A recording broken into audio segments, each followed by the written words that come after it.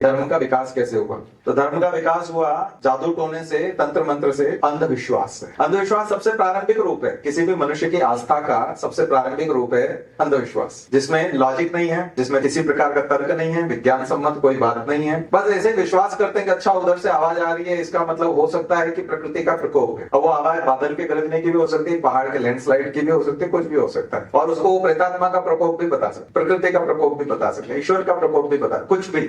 इस प्रकार के जो अंधविश्वास होते हैं ये आस्था का प्रथम चरण होता है। अब इसके बाद जो प्रथम चरण ये क्रॉस कर लेता है तो वो ग्रामीण सभ्यता में जब आता है, जंगल से ग्रामीण सभ्यता में आता है तो धर्म का स्वरूप धारण कर लेता है, एक ऑर्गेनाइज्ड फॉर्म हो जाता है विश्वास करने का। अब उसको अंधविश्वास न बोल करके विश्वास बोलने लगते हैं। उसमें मूर्ति आ जाती है, हवन पूजन आ जाते हैं, पूजा पद्धति आ जाती है, आरती आ जाती है। और जब हम औद्योगिक समाज में जाते हैं तो विज्ञान स्वरूप आ जाता है, तो लोग जो है वो धर्म को मानना बंद कर देते हैं। या फिर किसी अच्छे चिंतन शिविर में जाते हैं, विद्वानों की किताबें पढ़ते हैं, तब राजा राम मोहन राय को, विवेकानंद को, शंकराचार्य को पढ़ते हैं, तो अद्वैतवाद आता है एक तरह से। और अद्वैतवाद आता है तो वो मोनोथिज्म की तरफ ले जाता है, क्योंकि अद्वैत का मतलब है कोई दूसरा नहीं, और कोई दूसरा नहीं मतलब एक है। तो फिर साईं बाबा का जो सबका मालिक एक है वो भी प्रूव हो जाता है, और जो एकेश्वरवाद राजा राम मोहन राय बात करते हैं वो भी हो जाता है, और शंकराचार्य का अद्वैत है वो भी हो जाता है।